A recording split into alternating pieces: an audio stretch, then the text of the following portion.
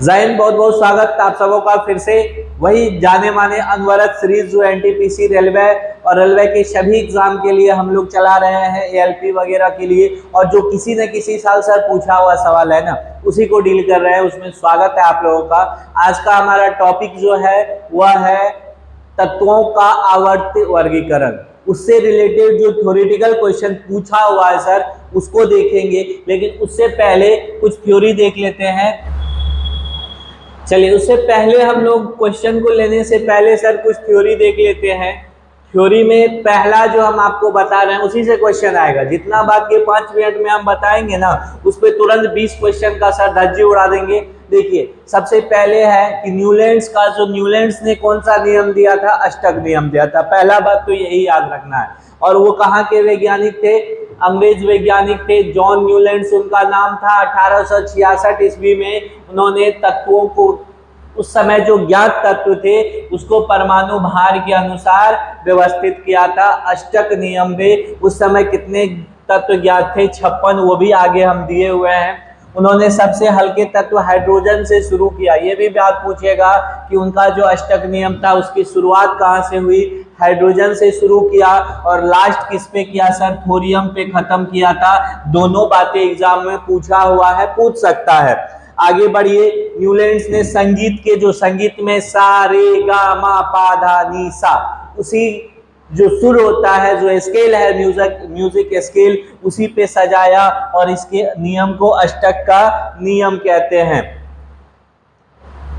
आगे देख लीजिए। फिर न्यूलैंड्स के अष्टक नियम के मुताबिक जो है लिथियम और सोडियम के गुण समान होंगे। लिथियम और सोडियम। लिथियम कितना? उस समय हीलियम अक्रिय गैस ज्ञात नहीं थे, तो लिथियम 2 नंबर पे था। और सोडियम जो है वह कितने नंबर पे था? 11 नंबर पे। तो इसके अनुसार 10 नंबर पे। इसके अलावा न्यूलैंड्स के अष्टक नियम में कुछ असमान तत्व को भी एक ही नोट के नीचे रखा गया था। जैसे न्यूलैंड के अष्टक नियम में कोबाल्ट और निकेल, कोबाल्ट और निकेल को सर एक ही स्लॉट में किसके साथ रखा गया था? तो हेलोजन्स के साथ। याद रखिएगा, किसके साथ? हेलोजन्स। ये भी आगे सवाल छपने वाला है कि कोबाल्ट और निकेल को किसके साथ रखा गया था? तो किसके साथ? हेलोजन्स के साथ। जबकि इसको होना चाहिए था आयरन के साथ। न्यूलैंड्स के अष्टक नियम में आयरन को कोबाल्ट और निकेल से बहुत दूर रखा गया था। तो ये न्यूलैंड्स के अष्टक नियम से संबंधित बातें हमने देख लिया, जिस पे आपका सवाल आने वाला है। अब कुछ और समझ लीजिए। अब आप डोब्रेनर का त्रियक समझ लीजिए, फिर मेंडलीव बता देते हैं और उसके बाद शुरुआत करेंगे। क्वेश्चन धड़ाधड़ धज्जी उड़ जाएगा। अब आइए, डोब्रेनर का त्रियक नियम से संबंधित कुछ बात को देख लीजिए सर।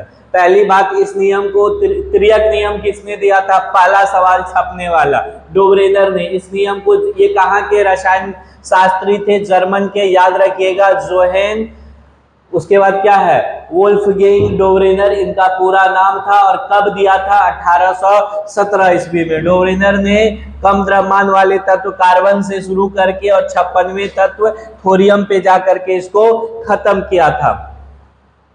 डोब्रेनर ने केवल 3 त्रियक ही खोज पाए थे, ये भी बात याद रखना है। और उस समय ज्ञात तत्वों की कुल संख्या पे भी इनका रूल काम नहीं करता था। जैसे एक सीरीज में इन्होंने लिया था लिथियम, सोडियम और पोटेशियम को। तो इन्होंने क्या कहा था 3 तत्वों को यदि हम बढ़ते परमाणु द्रव्यमान के अनुसार सजा दे सर, तो बीच वाला तत्व का जो द्रव्यमान होता है दोनों किनारे वाले तत्व के द्रव्यमान के क्या होता है? औसत होता है। कैसे? तो देखिए, थोड़ा सा देख लेते हैं। इसका होता है 7 U, इसका होता है 23 U और इसका होता है 39 U। ये दोनों को जोड़ दीजिए तो 39 + 7 बटे 2 कर दीजिए तो लगभग 23 आ गया ना। तो ये सब कुछ तत्वों पर, हल्के तत्वों पर इनका नियम काम कर रहा था। तो पूछ सकता है तत्वों के परमाणु द्रव्यमान जो है उसके दोनों किनारे वाले का माध्य होता है। ये बात किसने कहा था? डोब्रेनर ने कहा था।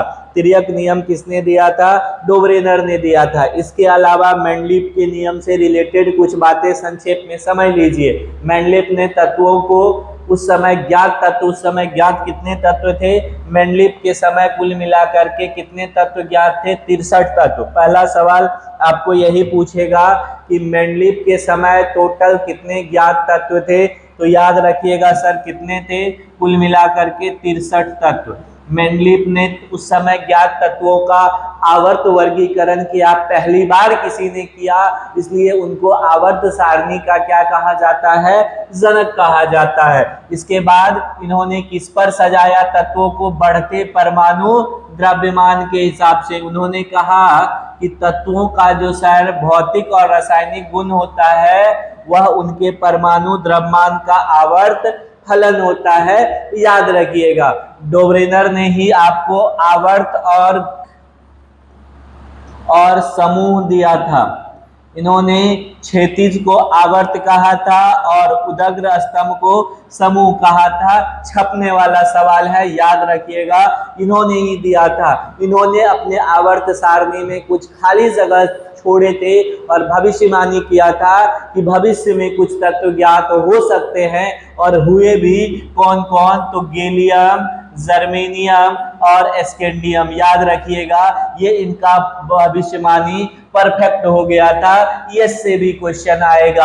आधुनिक आवर्त नियम परमाणु संख्या पर है, जबकि मेंडलीव का आवर्त नियम परमाणु द्रव्यमान पर था। तो इन बातों से देखिए कैसे फटाफट हम लोग क्वेश्चन का अब एनटीपीसी या रेलवे के किसी भी एग्जाम में पूछे हुए सवाल का सर धज्जी उड़ा देंगे। आइए देखते हैं 20 मिनट में 20 सवाल को।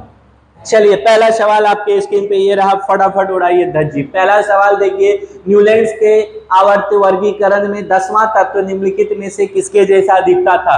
अभी बताए हैं सर 10वां तत्व का गुणधर्म जो है वह प्रथम तत्व के जैसा था। तो 10वां का गुणधर्म किसके जैसा था? प्रथम के जैसा था। आरआरबी एएलपी टेक्नीशियन का पूछा हुआ सवाल है। आगे बढ़िए, दूसरा सवाल। अभी जितना थ्योरी दिया है ना सर उसी से धज्जी उड़ा देंगे, बस दिल थाम के बैठिए। न्यूलैंड्स की आवर्त तालिका में डैश तत्वों को हेलोजन्स के साथ रखा गया था। अभी हमने कहा था कोबाल्ट और निकेल को हेलोजन्स के साथ हाइड्रोजन आयरन से बहुत दूर रख दिया गया था। तो ऑप्शन नंबर कौन सा हो जाएगा? कोबाल्ट और निकेल। आरआरबी एएलपी का पूछा हुआ सवाल है। अगला सवाल लीजिए, न्यूलैंड्स के अष्टक के नियम में निम्न तत्वों में से कौन सा तत्व अंतिम तत्व था? अभी हमने थ्योरम में दिया था, उन्होंने हाइड्रोजन से शुरू किया और थोरियम पे जाकर के लास्ट कर दिया। तो कौन सा ऑप्शन हो जाएगा? Option number C. ये भी एएलपी टेक्नीशियन का पूछा हुआ सवाल है। न्यूलैंड्स के अष्टकों में अष्टक कर दीजिएगा, एक ही नियम था, अष्टक नियम। अंतिम किस पे? थोरियम पे। शुरू किससे किया? हाइड्रोजन से शुरू किया। अगला सवाल, लोहा जो कि गुणों में कोबाल्ट और निकेल जैसा होता है को इन तत्वों से दूर रखा गया, यह किसकी कमियों में से एक था? अभी हमने पढ़ाया है कि कोबाल्ट और निकेल का जो गुणधर्म है वह लोहा के जैसा था, फिर भी लोहा से इसको दूर रख दिया। किसमें रख दिया था?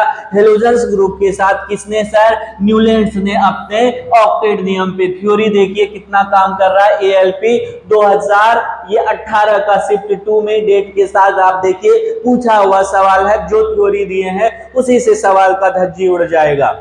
अगला सवाल, न्यूलैंड्स के ऑक्टेव के नियम के अनुसार प्रकृति में कितने तत्व मौजूद थे? हमने थ्योरी में बताया कि न्यूलैंड्स के ऑक्टेट रूल के अनुसार, अष्टक नियम के अनुसार उस समय कुल कितने तत्व ज्ञात थे सर? 56 तत्व ज्ञात थे। कुल कितने तत्व ज्ञात थे? 56 तत्व ज्ञात थे। याद रखिएगा कितने तत्व? 56 तत्व ज्ञात थे। इसमें कंफ्यूजन मत कीजिएगा। न्यूलैंड्स के अनुसार सर 56, मेंडलीव के अनुसार 63। आगे बढ़िए। पांचवा, किसने यह खोजा कि हर 8वें तत्व के गुण पहले? देखिए जितना बात थ्योरी में दी है ना सर वही किसी न किसी साल पूछा हुआ है। धज्जी उड़ाइए। ये बात न्यूलैंड्स ने कहा था अपने नियम में, अष्टक नियम में, कि 8वें तत्व का गुणधर्म पहले तत्व के समान होता है। Just like musical scale Saregama Padhanisa. Newlands, Mendeleev और मेयर नामक वैज्ञानिकों ने डैश का विकास किया। ये तो जितना नाम देख रहे हैं ना सर, इस सब किससे रिलेटेड है? ये जितना नाम अभी देख रहे हैं, न्यूलैंड्स, मेंडलीव, मेयर, ये सब किससे है? आवर्त सारणी के विषय वस्तु से, तत्वों के आवर्त वर्गीकरण से। तो आवर्त सारणी विषय वस्तु एनटीपीसी स्टेज में फर्स्ट में पूछा हुआ सवाल है, कब? 2016 में। मेंडलीव का आवर्त नियम यह दर्शाता है कि तत्वों के गुण डैश उनके आवर्त फलन होते हैं। अभी हमने बताया कि मेंडलीव ने अपने रूल में कहा था कि तत्वों के भौतिक और रासायनिक गुणधर्म सर उसके परमाणु द्रव्यमान का आवर्त फलन होता है। तो कौन सा हो जाएगा? ऑप्शन नंबर डी, धज्जी उड़ा दीजिए। आरआरबी जेई सीबीटी 2 का पूछा हुआ सवाल है। 9वां सवाल, मेंडलीव का आवर्त नियम किस पर आधारित था? फिर वही बात घुमा फिरा के पूछा है। मेंडलीव का आवर्त नियम परमाणु द्रव्यमान पर। किस पर सर? परमाणु द्रव्यमान पर, मतलब एटॉमिक मास पर निर्भर करता है। उन्होंने कहा था कि तत्वों का भौतिक और रासायनिक गुणधर्म परमाणु द्रव्यमान का क्या होता है? आवर्त फलन होता है। Physical and chemical properties of element is the periodic function of its mass. Mendeleev के आवर्त नियम के अनुसार तत्वों को आवर्त सारणी में डैश के आधार पर उसी बात को घुमा करके पूछ दिया है, बढ़ते परमाणु द्रव्यमान के आधार पे। मेंडलीव परमाणु द्रव्यमान, मेंडलीव परमाणु द्रव्यमान, मेंडलीव परमाणु द्रव्यमान, कौन सा? बढ़ते क्रम में। आरआरबी जेई का पूछा हुआ सवाल है, गलती नहीं करना है। 11वां सवाल, जब मेंडलीव ने अपना काम शुरू किया था तो उस समय कितने ज्ञात तत्व थे? अभी हमने कहा था कि मेंडलीव के समय 63, न्यूलैंड के समय 56, मेंडलीव 63, न्यूलैंड 56, मेंडलीव 63, न्यूलैंड 56। तो मेंडलीव में कौन सा आंसर हो जाएगा? Option number D, RRB group D का पूछा हुआ सवाल है। 12वां सवाल, मेंडलीव के आवर्त सारणी में बाद में खोजे जाने वाले तत्वों के लिए जगह छोड़ी थी। हमने भी कहा छोड़ी थी, जिसमें गैलियम, जर्मेनियम, स्कैंडियम। भविष्यवाणी सही भी हुआ था। तो निम्नलिखित में से किस तत्व को आवर्त सारणी में बाद में जगह मिला? मतलब इनका भविष्यवाणी सही हो गया था। ऑक्सीजन नाजीना, क्लोरीन नाजीना, सिलिकॉन नहीं तो किसका? जर्मेनियम। ऑप्शन के हिसाब से सर कौन सा? जर्मेनियम। कौन सा ऑप्शन? ऑप्शन नंबर डी सही है। मेंडलीव की आवर्त सारणी में लंब रूप स्तंभों को, अभी हम बताए उदग्र, उसी को उदग्र कहते हैं। लंब रूप को ही उदग्र कहते हैं। उदग्र स्तंभ सर, उदग्र स्तंभ को क्या कहते हैं?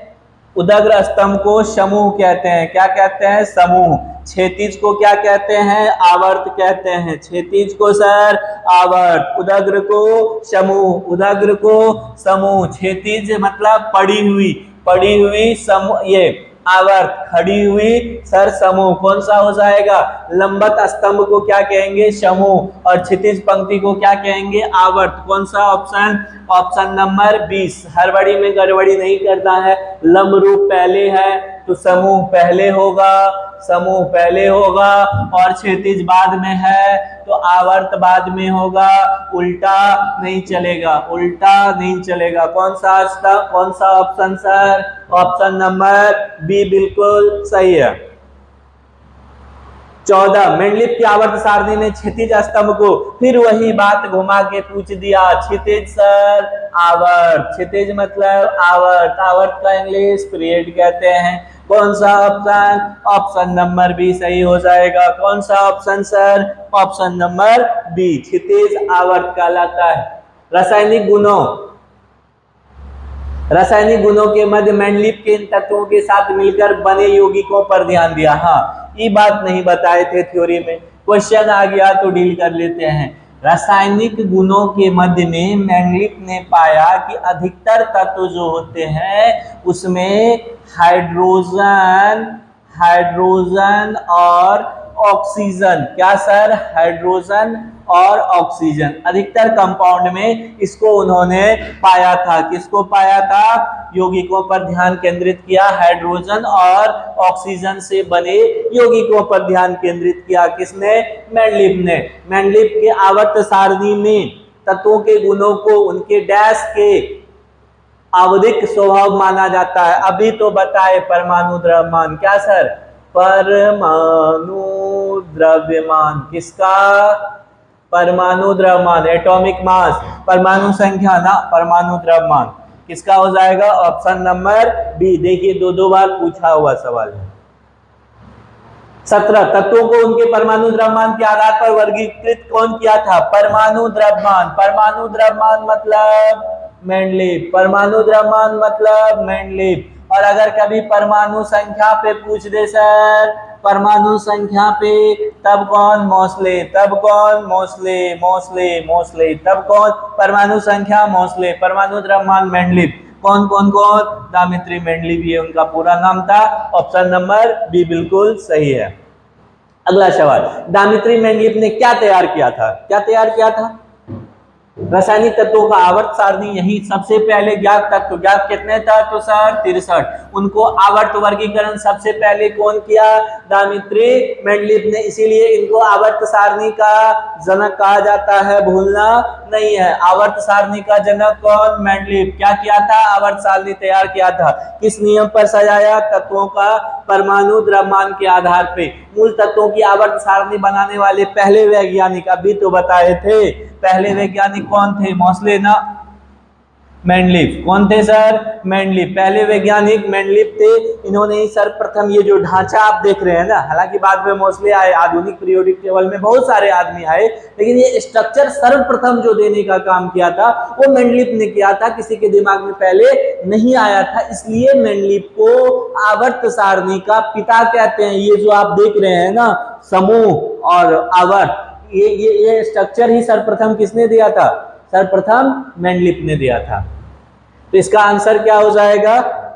इस क्वेश्चन का आंसर हो जाएगा मेंडलीव, ऑप्शन नंबर सी। सही विकल्प के साथ खाली स्थान को भरिए। तत्वों के गुण, उनके परमाणु द्रव्यमान। द्रव्यमान जैसे ही दिखे सर, धड़ल्ले से मार देना है किसको? मेंडलीव को। अगर द्रव्यमान दिख गया, मेंडलीव। आगे वाला जो सीरीज होगा उसमें आएगा मोस्ले का नियम, बहुत सारा गुणधर्म, 1-2 क्लास चलेगा पीरियोडिक टेबल, और धज्जी उड़ा देंगे एग्जाम का, एकदम छेद कर देना है खोपड़िया में। तो परमाणु द्रव्यमान का अवादिक प्रकार है, यह किसका कथन है? डोवरेनर का नहीं, न्यूलैंड्स का नहीं, मेंडलीव के आवर्त नियम का। किसका सर? मेंडलीव का आवर्त नियम। तो मेंडलीव तक से जो क्वेश्चन पूछा था किसी न किसी एग्जाम में, उसको डील कर लिए। डोवरेनर को डील कर लिए, मेंडलीव को डील कर लिए, न्यूलैंड्स को। अब आधुनिक आवर्त नियम आएगा, मोस्ले आएंगे, और उसके बाद जितना गुणधर्म होता है, त्रिज्या कैसे बढ़ता घटता है, बॉइलिंग पॉइंट, मेल्टिंग पॉइंट का क्या होता है, आयनाइजेशन पोटेंशियल, आयनाइजेशन इंथैल्पी का क्या होता है, सबको देखेंगे एक एक करके। आपके एग्जाम तक हर एक चैप्टर को आपके सामने से गुजार देंगे। बस बने रहिए, थोड़ा सा प्यार और सपोर्ट देते रहिए। मिलते हैं पुनः एक नए टॉपिक के साथ।